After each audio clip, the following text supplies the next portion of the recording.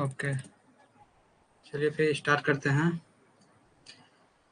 पिछले सेशन में question number 37 तक हो गया है। आज स्टार्ट करते हैं क्वेश्चन नंबर 38 से।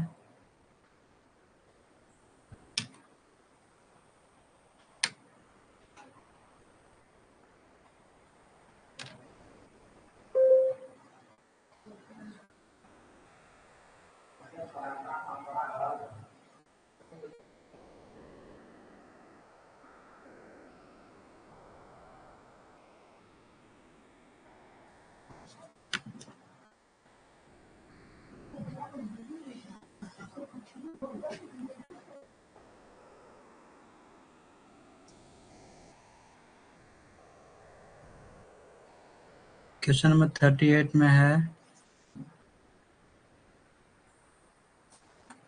The efficiency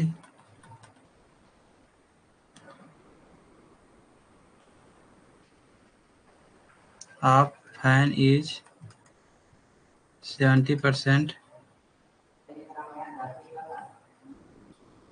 if the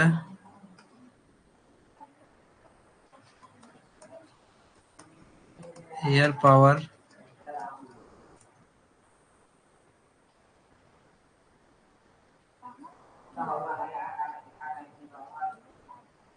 is 3500 watt.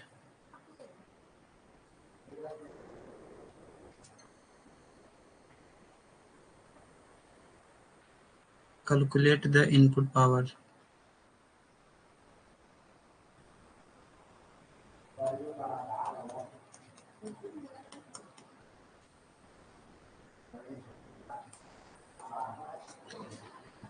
तो इस क्वेश्चन में बोला है कि इसी फैन का एफिशिएंसी 70% है और जो उसका एयर पावर का मतलब क्या होता है कि आउटपुट पावर जो है उसका 3500 वाट है।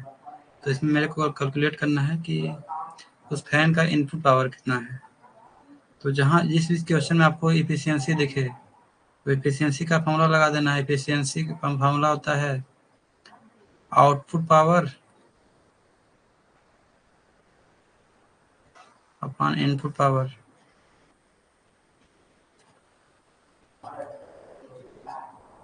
इसमें आपका एफिशिएंसी दिया है 70%।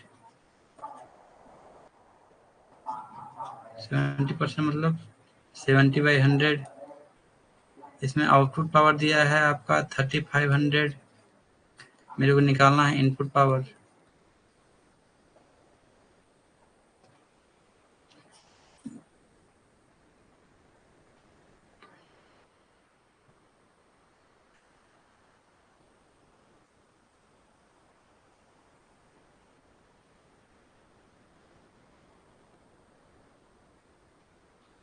एक जीरो से एक जीरो कट गया इधर। इनपुट पावर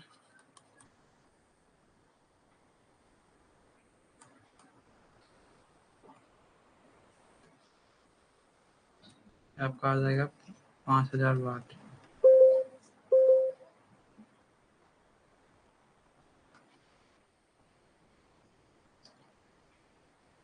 क्वेश्चन नंबर 38 समझ में आया?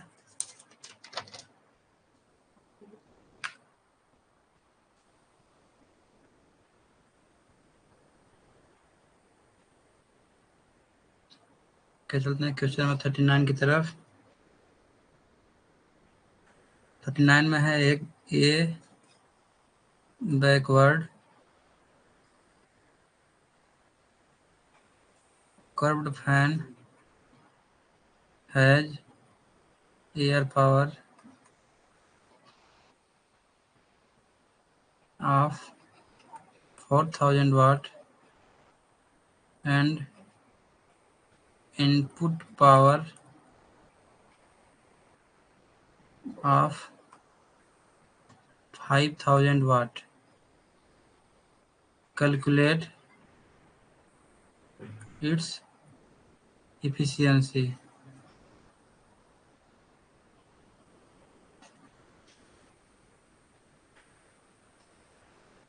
पहले बताया जहाँ भी आपको एफिशिएंसी दिखे एफिशिएंसी का फार्मूला यूज कीजिए। आउटपुट बाय इनपुट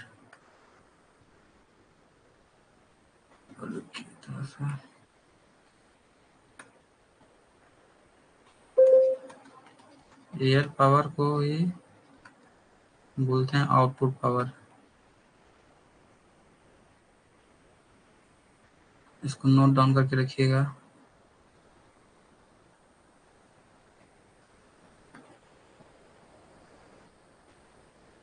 मेरे को एफिशिएंसी निकालना है। आउटपुट मेरा दिया है 4000, इनपुट दिया है मेरा 5000।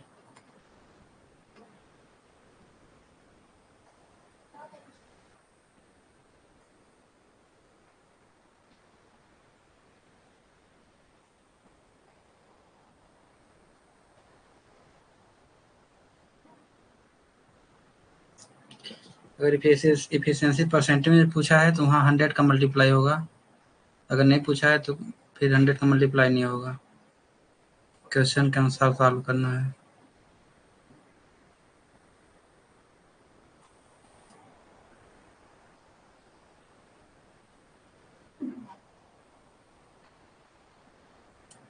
Forty into two 80%।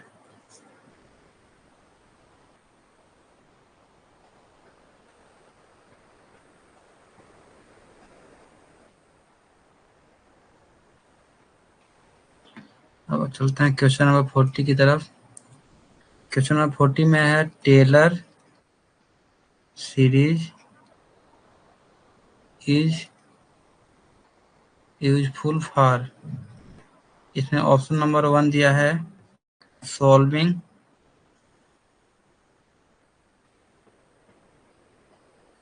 Differential equation,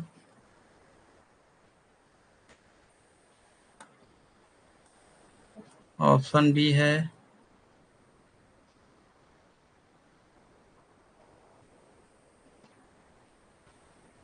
approximating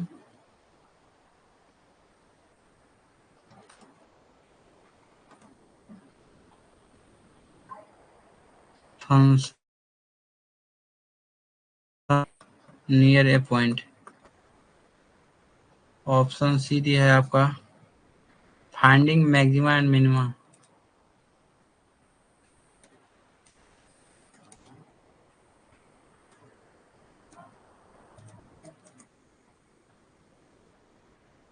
option D दिया है integration of polynomial.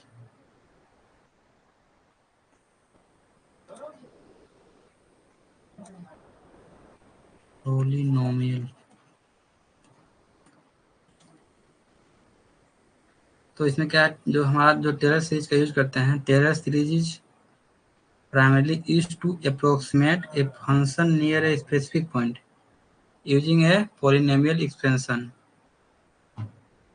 derived from functional derivative at that point।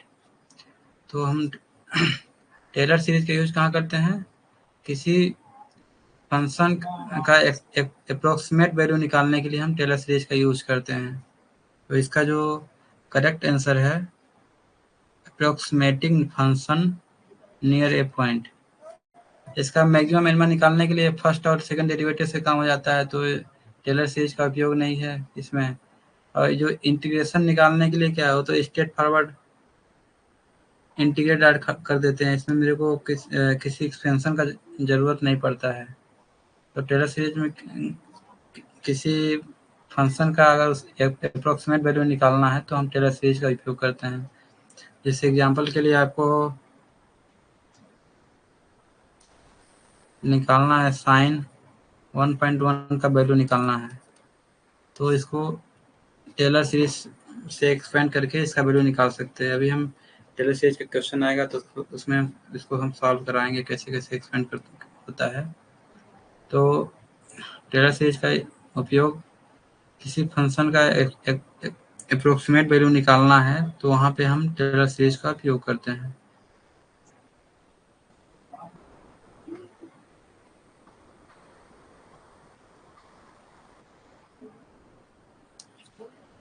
Question number 41।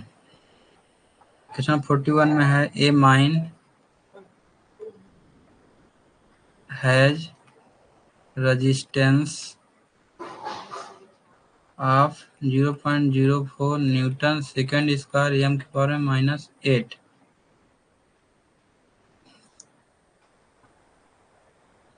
पूछा है what is the pressure required, what is the pressure required to deliver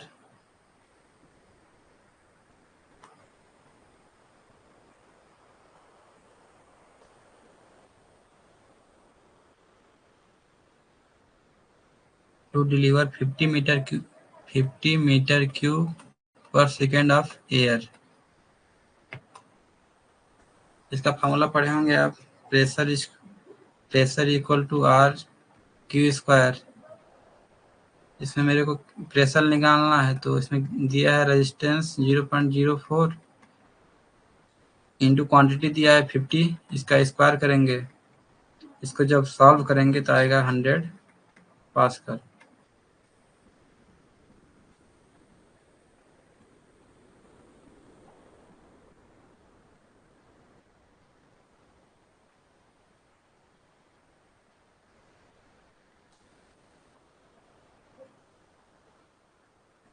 question number 42 यह है same as question number 30।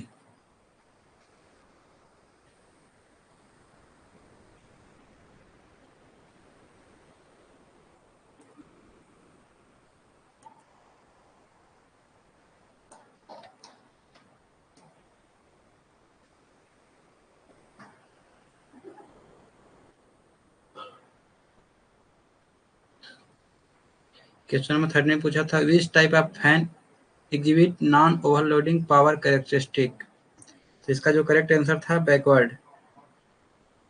Non overloading का मतलब क्या होता है कि अगर किसी माइंस को मेरे ज़्यादा क्वांटिटी भेजना है तो उसमें जो मेरा पावर कंजप्शन होता है वो इंक्रीज नहीं होता है, पावर कंजप्शन सेम रहता है, मतलब क्वांटिटी के साथ पावर कंजप्शन बढ़ता नहीं है। और जो फॉरवर्ड कर्व रिलेटेड में क्या होता है, जब हम क्वांटिटी बढ़ाएंगे तो पावर कंजप्शन नहीं बढ़ेगा। तो इसको हम जो फॉरवर्ड कर्व रिलेटेड होता है इसको हम ओवरलोडिंग के ओवरलोडिंग के टाइप में रखते हैं, जो फॉरवर्ड कर्व रिलेटेड होता है, और बैकवर्ड को नॉन ओवरलोडिंग में रखते हैं।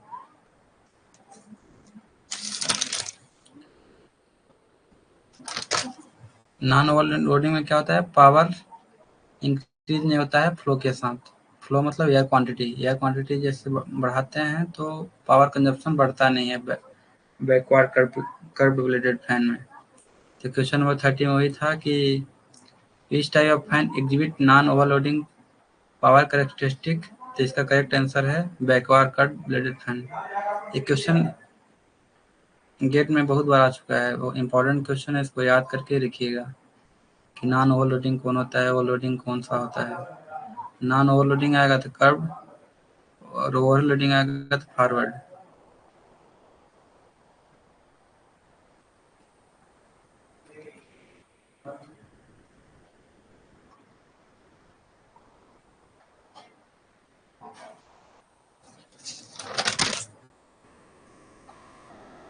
अब चलते हैं क्वेश्चन नंबर 43 की तरफ।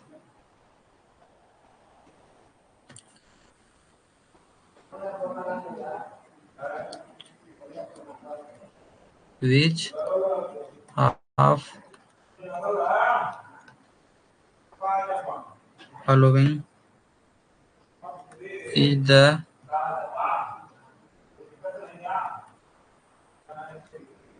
Maclaurin series expansion of sin x। इसमें ऑप्शन दिया है x plus x cube by 3 factorial plus x power 5/5 factorial. Option B दिया है x minus x cube by 3 factorial plus x power 5/5 factorial minus x power 7/7 factorial. Option C दिया है आपका 1 minus x square by 2 factorial plus x की power में 4/4 factorial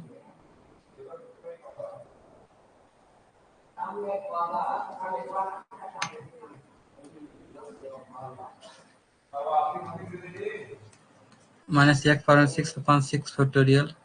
option D है आपका 1 + x square by 2 factorial plus x cube by 3 factorial.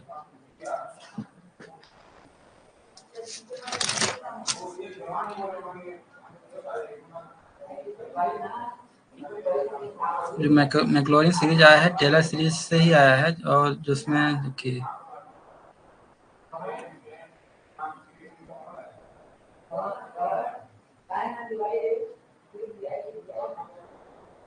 जैसे आपका Taylor series हो गया FA plus FA by 0 factorial plus F' A by 1 factorial plus H square F" A by 2 factorial. ऐसे से बढ़ते ही जाएगा, ये आएगा H की पावर में n बाई n फैक्टोरियल। ये आपका nth डेरिवेटिव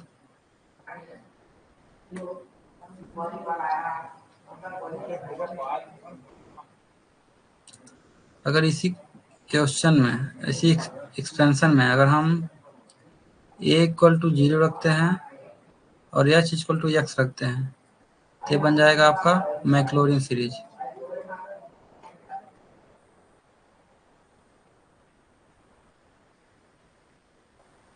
तो कैसे मैक्लॉरिन सीरीज कैसे होगा? a की जगह 0 रखेंगे और h की जगह x, तो क्या बनेगा? x = FA plus x minus a by 1 factorial F' A plus x minus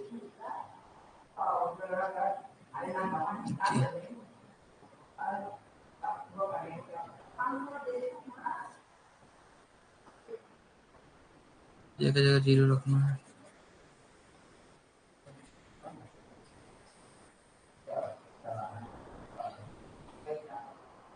एक जगह 0 रखेंगे तो क्या आएगा यहाँ पे?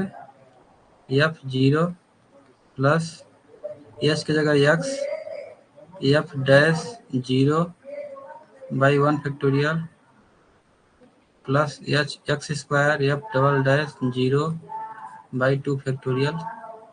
इसी तरह बढ़ते जाएगा, यहाँ आएगा x पावर में n by n factorial F' एक power n by.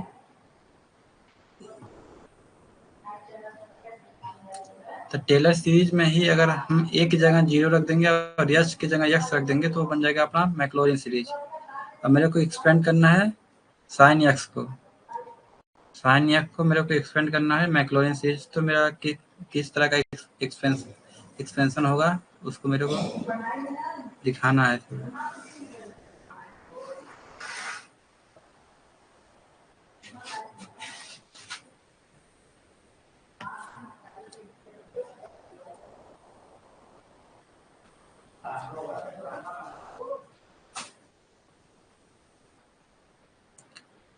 Maclaurin series क्या बना था मेरा पिछले स्लाइड में? Fx = F0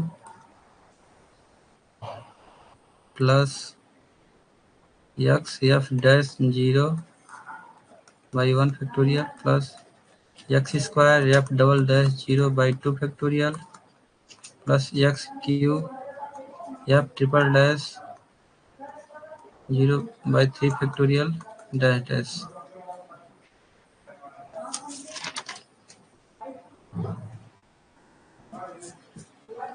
इसमें मेरे क्या निकालना है? मेरा Fx क्या दिया है? साइन x की जगह मेरे को 0 पुट करना है, तो साइन 0 होगा। फिर F' क्या आएगा? साइन का cos x होता है तो cos 0 अपना 1 आ जाएगा। फिर F" x cos का होता है minus sine x minus sine zero होगा जीरो, फिर एफ ट्रिपल डैश एक्स आएगा आपका, साइन का होगा कॉस एक्स, माइनस लगे रहेगा साथ में, तो माइनस कॉस जीरो होगा आपका माइनस वन, फिर एफ का फोर्थ डेरिवेटिव फंक्शन का क्या होगा, कॉस का होगा आपका साइन,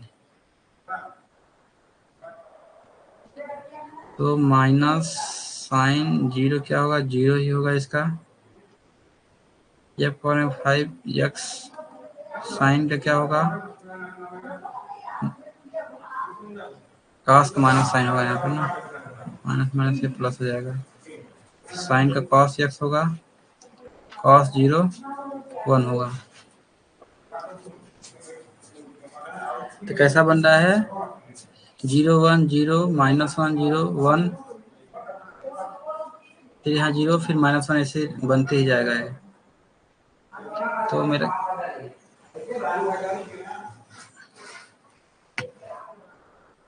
इसका एक्सपेंशन कैसे बनेगा, एफ एक्स मेरा साइन एक्स को मेरे एक्सपेंड करना है, एफ जीरो में कितना आया है, जीरो पे जीरो ही आया है, plus x F dash zero कितना आया है, वन आया है, into one by one factorial, फिर प्लस करेंगे x square, F double dash zero कितना आया है, जीरो आया है, तो इंटू जीरो होगा यहाँ पे, फिर plus x cube, F triple dash कितना आया है मेरा, माइनस वन आया है, into minus one by three factorial, यहाँ पे टू फैक्टोरियल रहेगा, फिर मेरा फोर्थ डेरिवेटिव कितना आया है इसका फंक्शन का, जीरो आया है, तो किसी जीरो के साथ किसी के साथ मल्टीप्लाई करेंगे जीरो ही आएगा, फिर प्लस करेंगे, फिफ्थ डेरिवेटिव कितना आया है, वन आया है, तो यहाँ पर एक्स पावर में 5 आएगा बाई 5 फैक्टोरियल इंटू वन, जिसको करेंगे तो कितना आएगा, यहाँ जीरो आएगा प्लस एक्स आएगा, केवल ये वाला टर्म जीरो ही हो जाएगा, तो यहाँ आ जाएगा minus x cube by three factorial, इसके बाद यहाँ जीरो, फिर प्लस एक्स पावर में 5 बाई 5 फैक्टोरियल, कैसे बनेगा, x minus x cube by three factorial plus x power में 5 बाई 5 फैक्टोरियल, अगर और आगे बढ़ाना चाहते हैं तो क्या आएगा, प्लस माइनस प्लस, यहाँ पे फिर माइनस आएगा,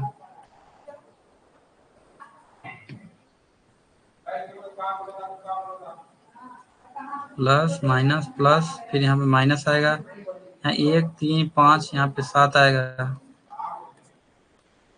जो यहाँ पावर में रहेगा वो नीचे फैक्टोरियल में रहेगा, फिर यहाँ बढ़ाएंगे तो प्लस एक्स पावर में 9 बाई 9 फैक्टोरियल, तो कैसा किसमें कौन सा ऑप्शन इसका करेक्ट होगा, x minus x cube by three factorial plus x power में 5 बाई 5 फैक्टोरियल, तो ऑप्शन नंबर बी इसका करेक्ट आंसर है। ये वाला नहीं हुआ क्योंकि यहाँ प्लस प्लस प्लस चलते जा रहा है, यहाँ प्लस माइनस ऐसा आ रहा है मेरा, तो ऑप्शन नंबर ए होगा, और यहाँ पे जो सेकंड डेरिवेटिव है वो जीरो आ रहा है, तो ये वाला भी नहीं होगा, इसी तरह आपको एलिमिनेट करके चलते जाना है।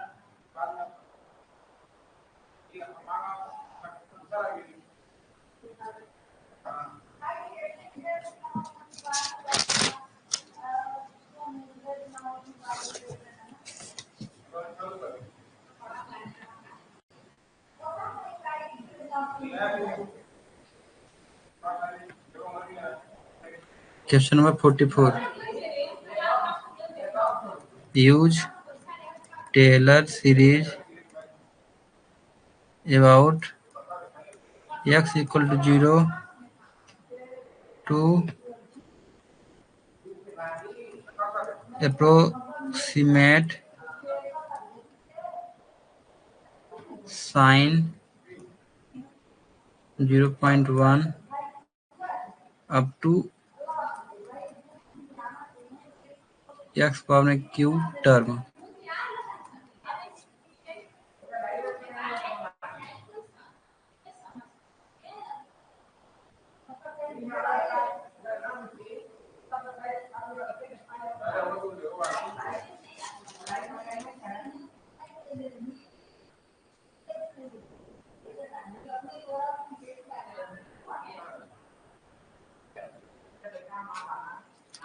तो मैं टेलर सीरीज पीछे स्लाइड में लिखवाया हूँ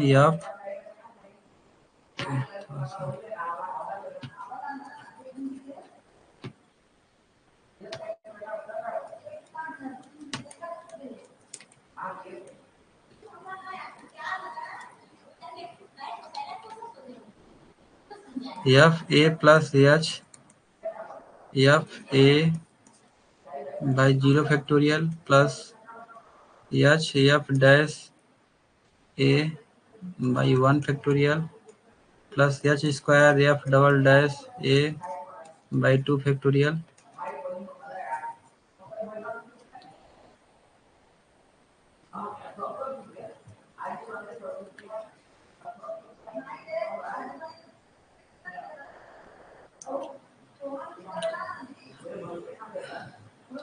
मेरे को वैल्यू किसका निकालना है? साइन 0.1 का। इसको कैसे लिख सकते हैं? Sine 0 plus 0.1। इसमें मेरा ए इक्वल टू 0 है और एच इक्वल टू 0.1 है।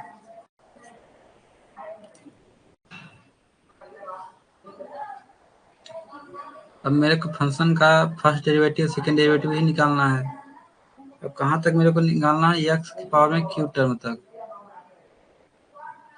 यहाँ पर लिख सकते हैं एक्स एच की cube F triple dash a by 3 factorial.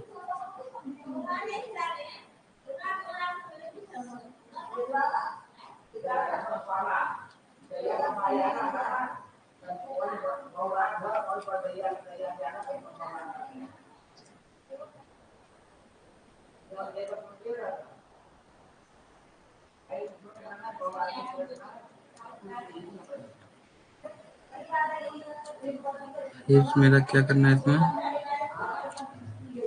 अब सभी का मेरे को डेरिवेटिव निकालना है। F x equal to sine x है, तो किस पे निकालना है? सीरीज को एक्सपेंड करना है एक्स इक्वल टू 0 पे। तो यहाँ पे साइन 0 क्या होगा? 0 होगा। सेम जो पिछली स्लाइड में निकाले थे हम, 0 1 फिर 0 फिर -1 फिर 0 फिर 1। जैसे f dash x equal to कितना आएगा? Cos x f double dash x आएगा आपका minus sine x. F fourth derivative आएगा इसका minus cos x. Fifth derivative आएगा आपका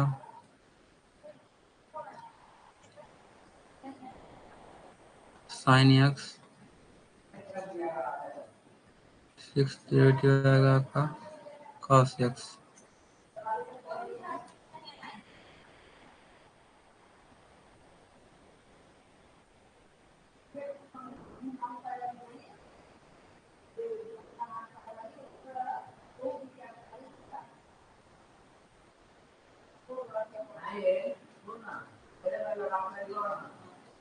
one two three four fifth derivative भी 1 आएगा इसका।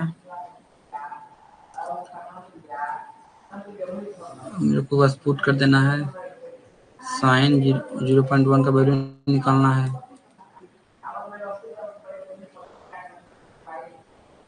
ए यहाँ पे 0 है तो यहाँ पे पहला 0 हो जाएगा, प्लस एच का जगह 0.1 इंटू और एफ डैश ए आया है 1 बाई 1 फैक्टोरियल प्लस 0।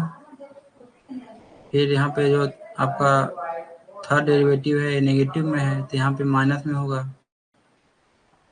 फिर 0.1 का cube into F triple dash कितना है? 1 आया है बाई 3 फैक्टोरियल।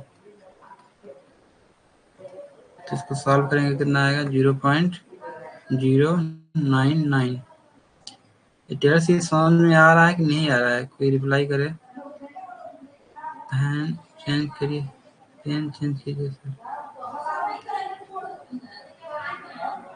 पेन चेंज करना है, कलर चेंज करना है भाई? प्रशांत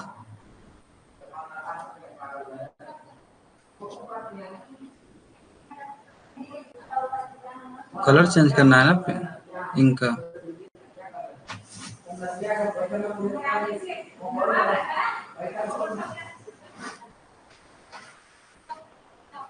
ठीक।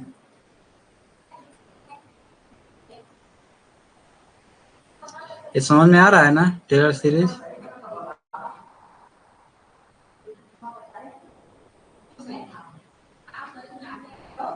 समझ में ना आया तो पूछ लो इसको, टेलर वाला, जहाँ पे नहीं समझ में आ रहा है।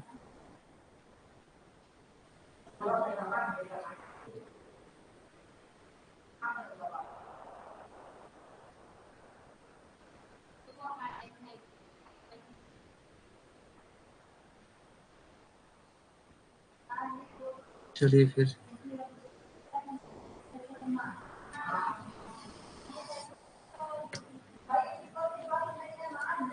Question number 45।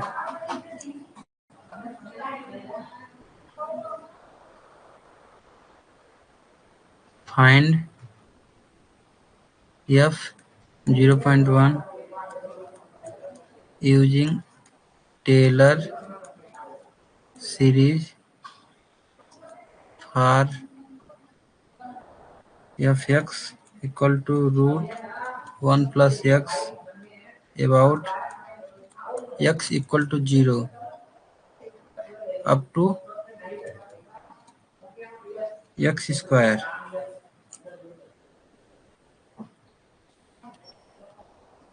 सॉल्यूशन। अब मेरे को टेलर सीरीज का आ गया तो मेरे को यहाँ पर डेरिवेटिव निकालना पड़ेगा। तो इसका क्या है, एफ एक्स मेरे को दिया है 1 प्लस एक्स, इसका जीरो जीरो पे वैल्यू कितना होगा,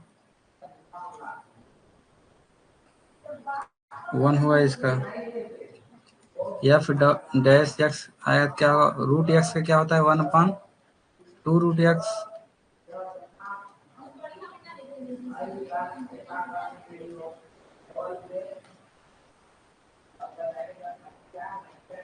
रूट एक्स का होता है 1/2 रूट एक्स।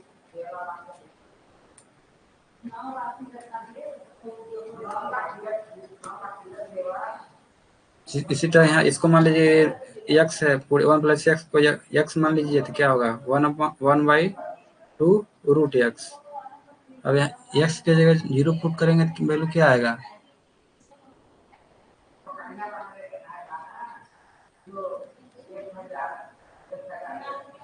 1/2 आएगा, मतलब 0.5। एफ डबल डैश एक्स क्या आएगा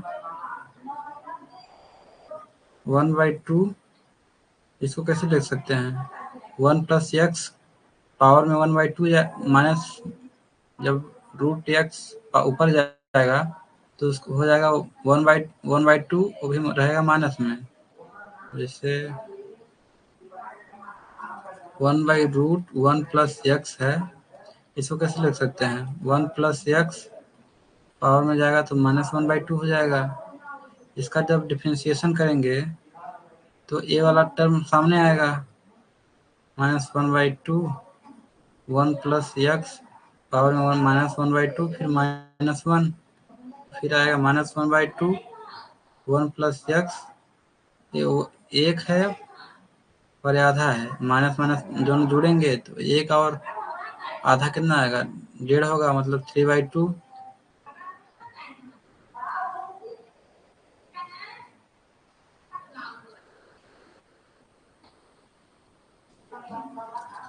तो फिर इसको क्या लिख सकते हैं, इंटू -1/2 1 प्लस एक्स पावर में -3/2। अगर यहाँ एक्स की जगह एक्स इक्वल टू 0 रखेंगे क्या आएगा, -1/4, 1 की पावर में कुछ भी रहेगा तो 1 ही आएगा, तो -0.25।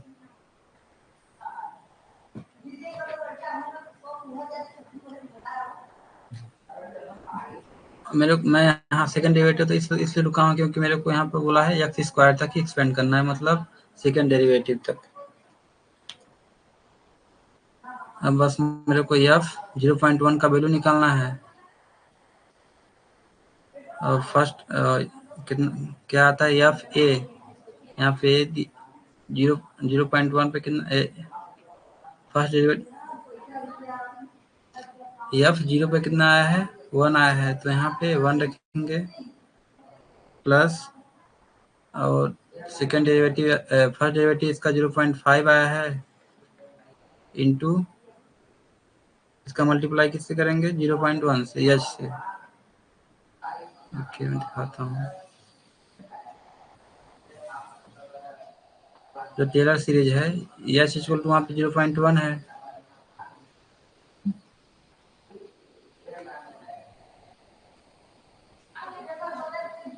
ओके मैं लिख देता हूँ टेलर सीरीज थोड़ा सा।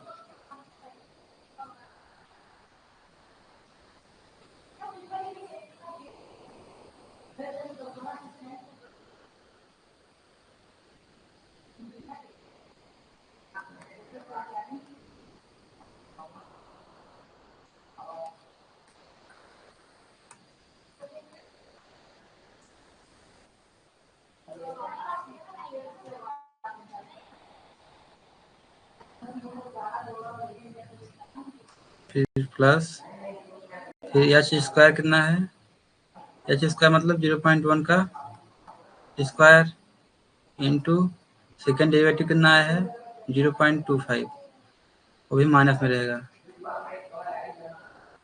By 2 factorial.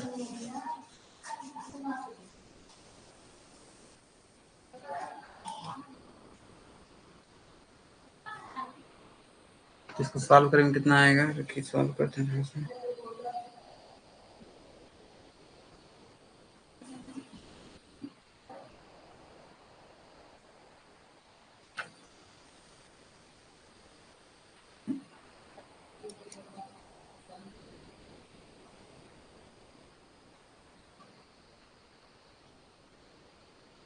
इसको सॉल्व करेंगे तो आएगा 1.04875। समझ में आया है?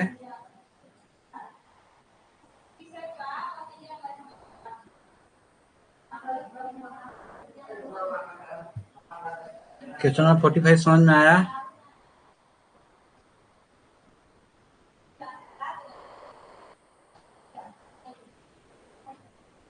रंजन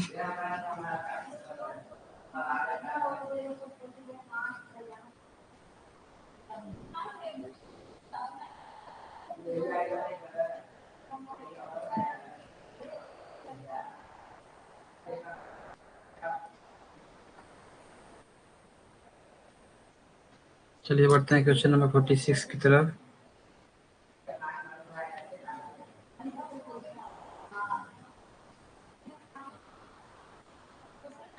क्वेश्चन नंबर 46 में बोला है find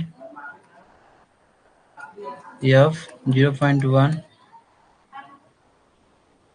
using two term Taylor series of f x equal to ln x at x equal to 1।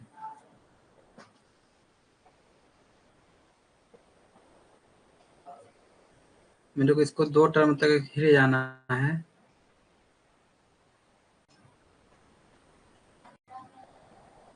इससे होता है टेलर सीरीज का formula f a plus h equal to f a by 0 factorial plus h f dash a by 1 factorial.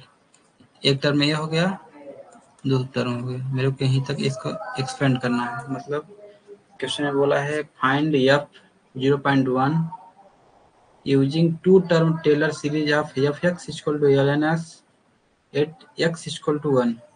मेरे को इसको expand करना है f ln x को at 0.1 up to two term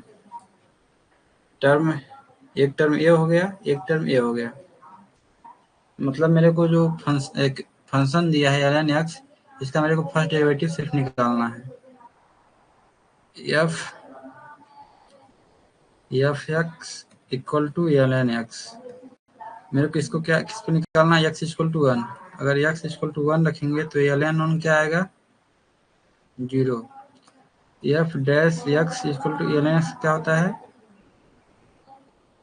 1/x।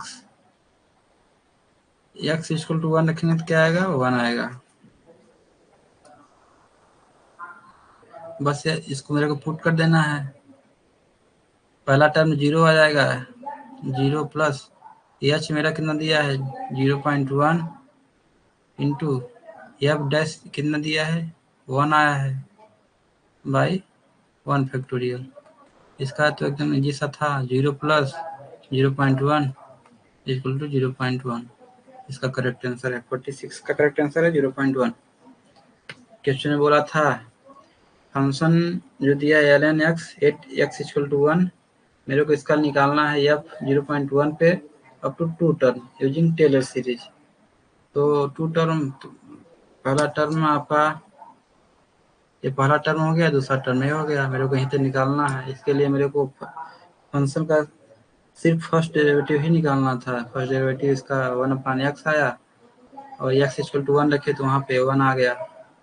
पहला जब ln x इक्वल टू 1 पे 0 आ गया तो पहला टर्म 0 हो गया अपना, दूसरा टर्म 0.1 इंटू 1/1 फैक्टोरियल तो 0 प्लस 0.1 इक्वल टू 0.1। इसका करेक्ट आंसर है 0.1।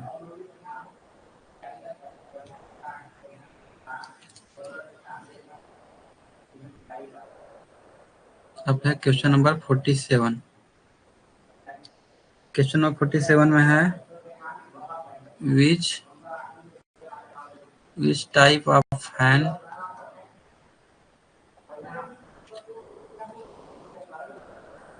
typically has steep power curve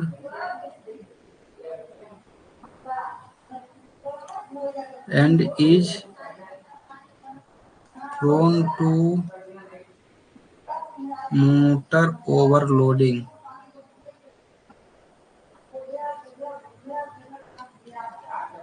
at high flow rate।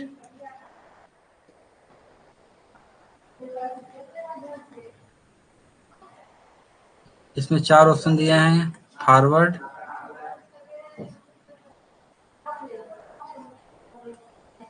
B दिया है बैकवर्ड कर्व,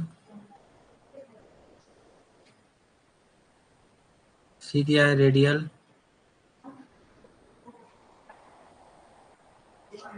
डी दिया है आपका axial.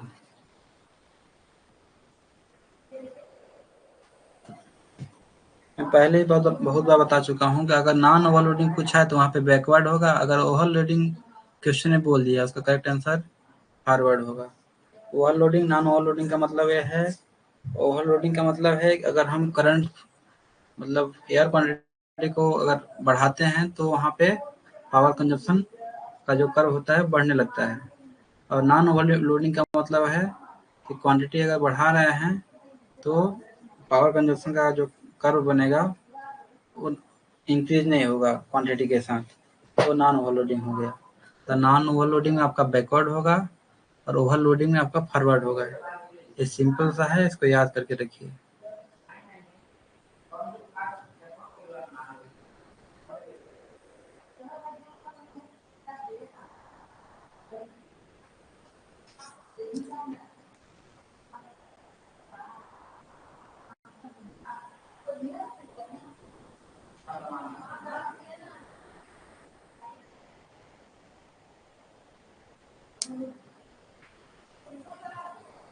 Question number 48 in mine ventilation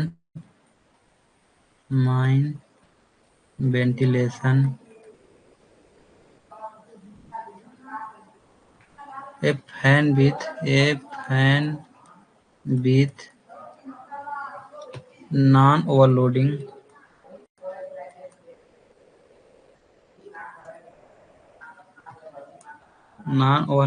power characteristic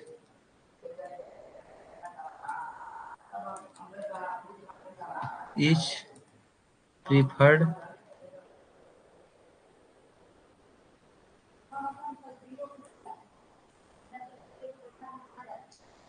preferred because पहला option है आपका it increases air flow indefinitely. It increases air flow.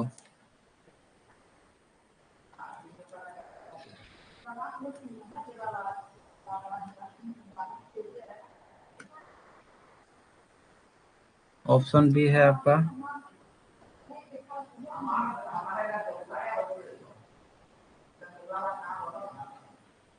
It avoid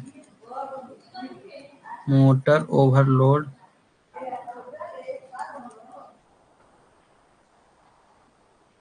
eight high flow rates.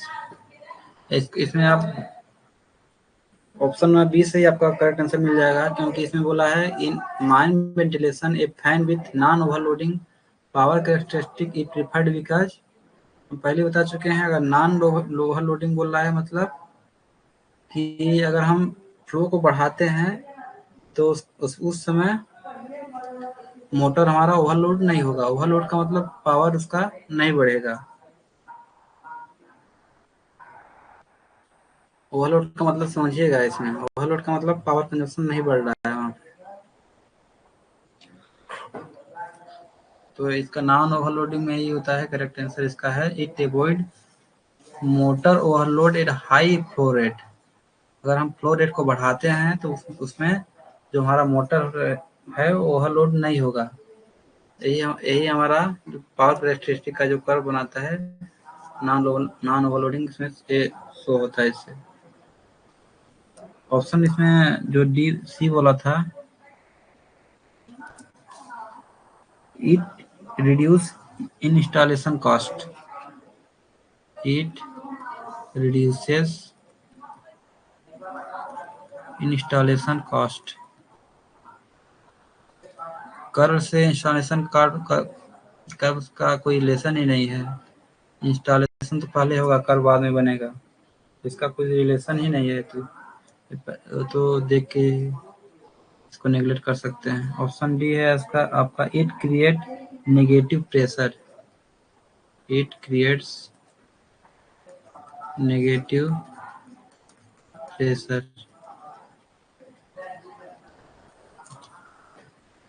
तो question number 48 में है in mine ventilation A fan with non overloading power characteristic is preferred because it avoid motor overload at high flow rate. मतलब अगर flow rate को हम बढ़ाते हैं उस समय मेरा मोटर ओवरलोड नहीं होगा। इसको मैं बहुत बार बता चुका हूँ, इसको याद करके रखिएगा। इम्पोर्टेंट क्वेश्चन है, एग्जाम में आते ही रहते हैं।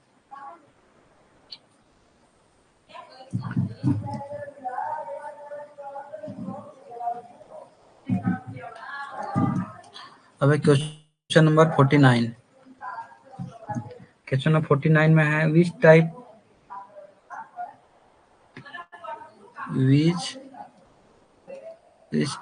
is more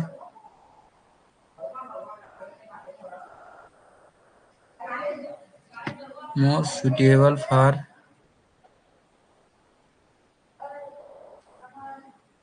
high pressure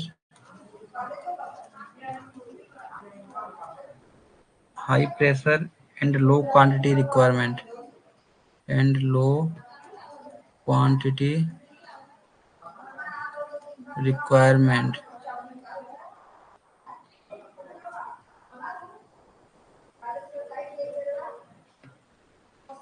पहला है एक्सियल। ऑप्शन बी है आपका सेंट्रीफ्यूगल। ऑप्शन सी है आपका फॉरवर्ड कर्व।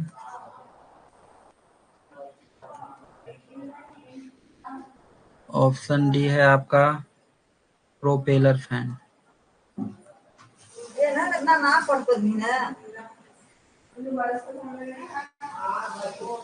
तो उसका जो करेक्ट आंसर है सेंट्रीफ्यूगल फैन। तो मैं इसको पहले ही बता चुका हूँ पिछले स्लाइड में कि इस क्वेश्चन में बोला है कि which type fan is high pressure and low quantity requirement. तो इसका करेक्ट आंसर है सेंट्रीफ्यूगल फैन। सेंट्रीफ्यूगल फैन में प्रेशर इसलिए ज़्यादा लगता है क्योंकि पहले जो एयर को सक करे, उसका जो आई है वो एयर को सक करेगा, वो सक करके जो उसका सेंट्रीफ्यूगल फोर्स के कारण हवा उसके ग्राउंड मारेगा। फिर देखिए जिसका उसका जो सेंट्रीफ्यूगल फैन का जो शेप होता है कुछ इस तरीके से होता है। तो यहाँ पे आई, इसको आई बोलते हैं। यहाँ से हवा घुसेगा तो एक बार राउंड मारेगा सेंट्रीफ्यूगल फोर्स के कारण, जब फिर हवा बाहर निकलेगा इस तरफ से। तो इसके लिए प्रेशर, जो हवा को बाहर निकालने के लिए प्रेशर, इसमें जो प्रेशर लगाना पड़ता है ज़्यादा ज़्यादा प्रेशर लगाना पड़ेगा,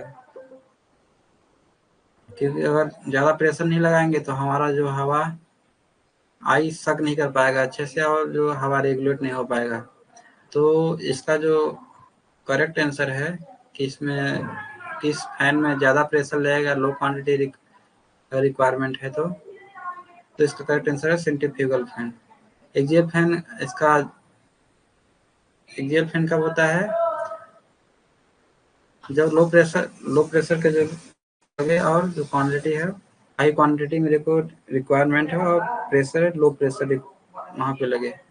एक्सियल में क्या है? एक्सियल सिंपल सा फैन है, इस साइड से हवा खींचेगा उस साइड भेज देगा आपको, इसमें ज़्यादा इसको प्रेशर लगाने की ज़रूरत है ही नहीं। तो अगर क्वेश्चन में यही बोलता है which type is most suitable for low pressure in high quantity requirement, इसका करेक्ट आंसर हो जाता है एक्सियल। लेकिन इस क्वेश्चन में क्या बोला है? हाई प्रेशर बोला है, लो क्वांटिटी रिक्वायरमेंट बोला है, तो इसका करेक्ट आंसर क्या होगा? सेंट्रीफ्यूगल। हमने इसका डिजाइन बता दिया है कि इसमें एक्सियल में क्या है, सिंपल इस साइड से लेना उस साइड से भेज देना, इसमें ज़्यादा इसको फोर्स लगाना नहीं है। और सेंट्रीफ्यूगल में क्या है, हवा को एक बार खींचेगा फिर इसको एक राउंड मारेगा फिर इसको दूसरी साइड भेजेगा। तो इसमें जो हवा को इस साइड से उस साइड भेजने के लिए ज़्यादा प्रेशर की ज़रूरत पड़ती है। तो इसलिए इसका जो करेक्ट आंसर है सेंट्रीफ्यूगल फैन।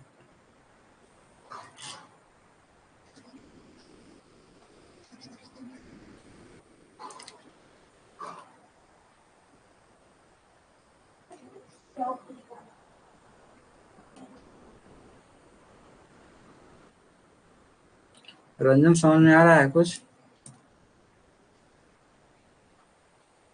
नहीं आ रहा हो, आ रहा हो कुछ रिप्लाई करो।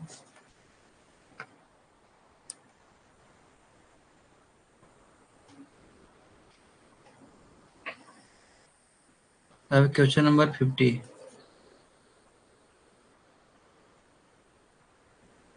क्वेश्चन नंबर 50 में है फैन हेड इज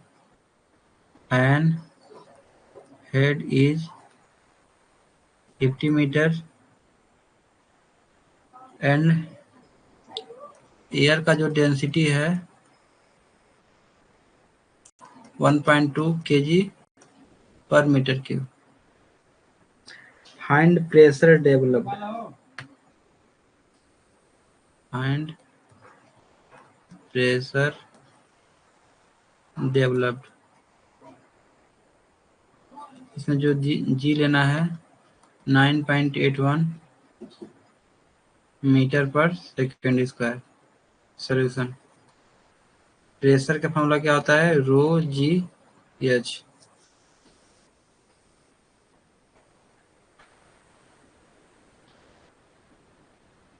रो दिया है आपका 1.2 और एक्सेलरेशन ड्यू टू ग्रेविटी दिया है 9.81 इंटू हेड दिया है 50 मीटर।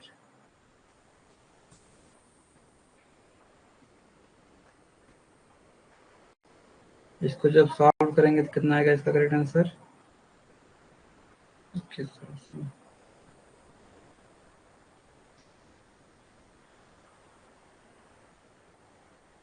इसका जो करेक्ट आंसर आएगा 588.6 पास्कल। अब चलते हैं क्वेश्चन नंबर 51 की तरफ।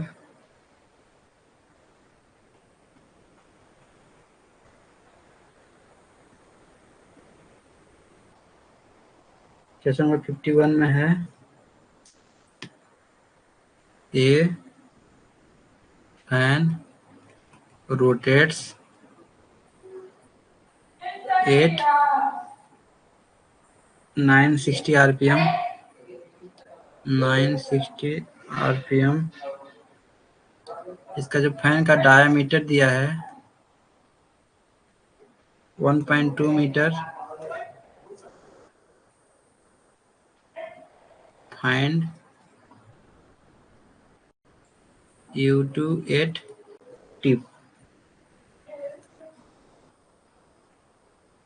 सॉल्यूशन।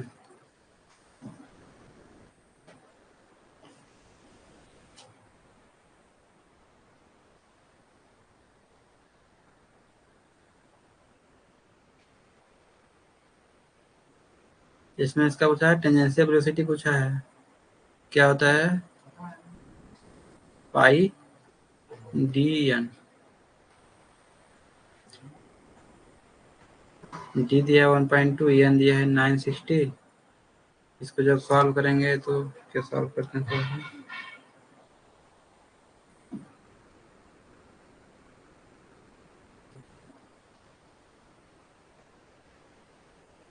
इसका जो करेक्ट आंसर है आपका, ये आपका रहेगा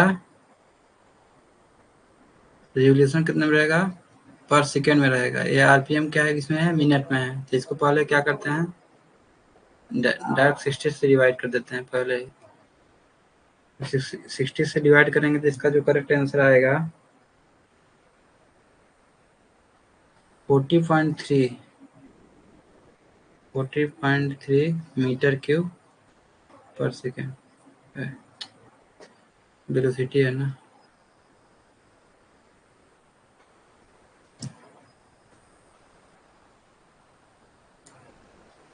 ये तो इसमें इससे दिख जा रहा है कि जो डायमीटर मीटर में है, ये आपका है पर सेकेंड में, तो इसका यूनिट भी आ जाएगा मीटर पर सेकेंड में।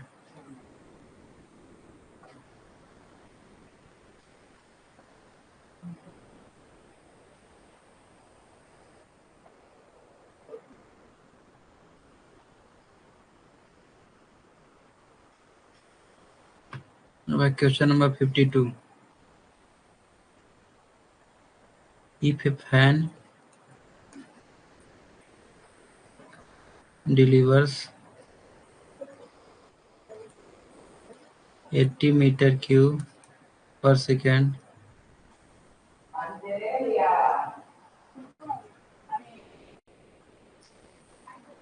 against 500 पास्कल, इफिशियंसी दिया है इसका, इफिशियंसी दिया है आपका 70%।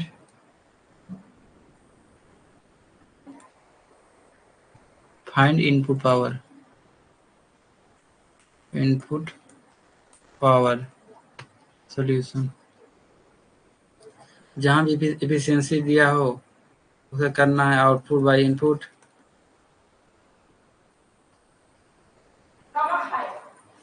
इफिशियंसी दिया है आपका 70%।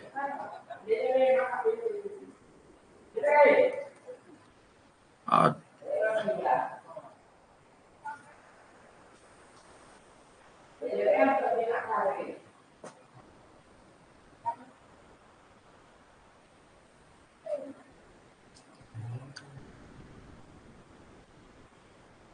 इसमें मेरे को क्या करना है, पहले आउटपुट पावर निकालना पड़ेगा।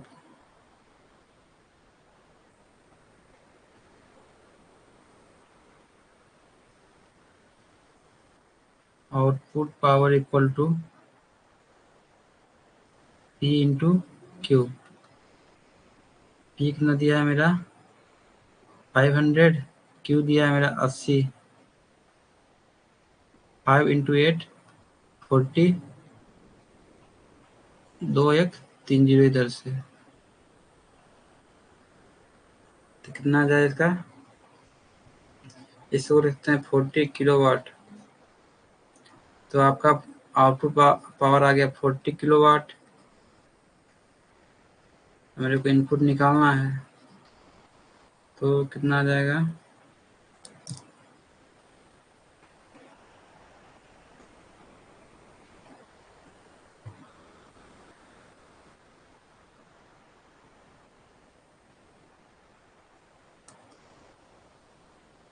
जो इसका इनपुट पावर आएगा जब इसको सॉल्व करेंगे तो आएगा इसका 57.1 kilowatt.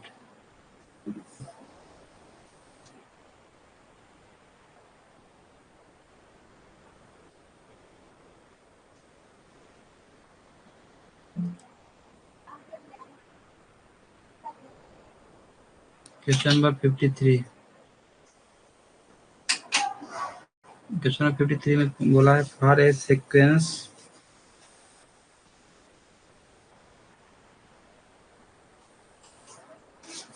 To converge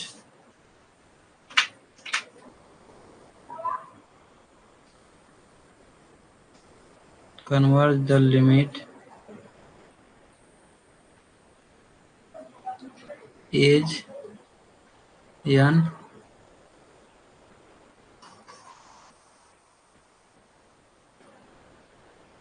approaches infinity must। ऑप्शन ए दिया है आपका 10 to infinity,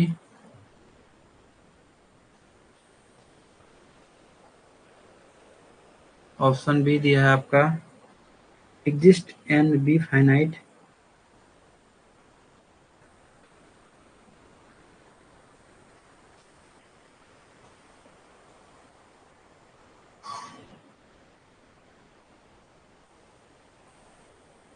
ऑप्शन सी दिया है आपका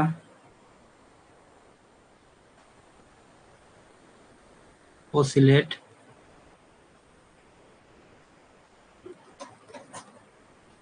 ऑप्शन डी दिया है आपका diverge.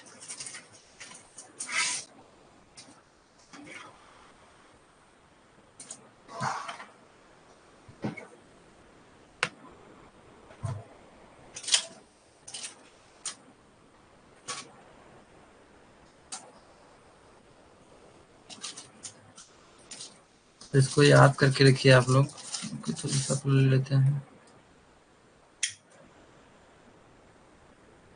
Limit n 10 to infinity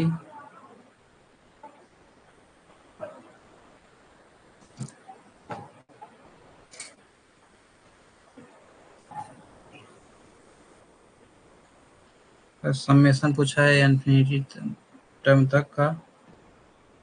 अगर इसका रिजल्ट फाइनाइट में आ रहा है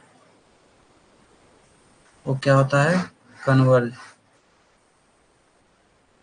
अगर यही रिजल्ट आएगा प्लस माइनस इन्फिनिटी में तो ये होगा आपका डाइवर्ज। यही आपका अगर नाइदर फाइनाइट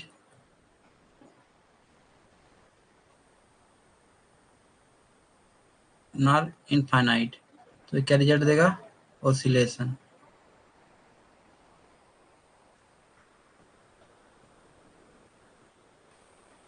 तो इसको नोट डाउन करके रखिएगा।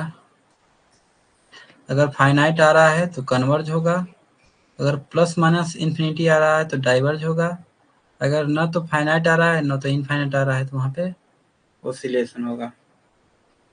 तो इस क्वेश्चन में क्या बोला है, for a sequence to converge the limit as n approaches infinity. यहाँ पे मैं बताया हूँ n अप्रोचेस टू इन्फिनिटी, अगर फाइनाइट आ रहा है तो कन्वर्ज, तो कन्वर्ज बोला है तो केस में क्या होगा, एग्जिस्ट करेगा एंड बी फाइनाइट। इनफाइनाइट तो होगा नहीं, इसमें ऑसिलेशन नहीं होगा, डाइवर्ज नहीं होगा।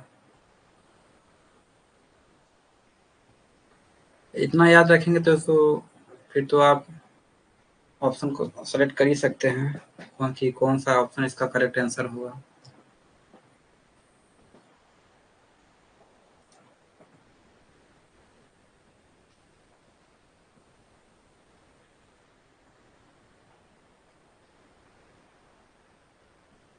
चलिए फिर आज क्लास यहीं ख़त्म करते हैं, मिलते हैं नेक्स्ट सेशन में, तब के लिए धन्यवाद।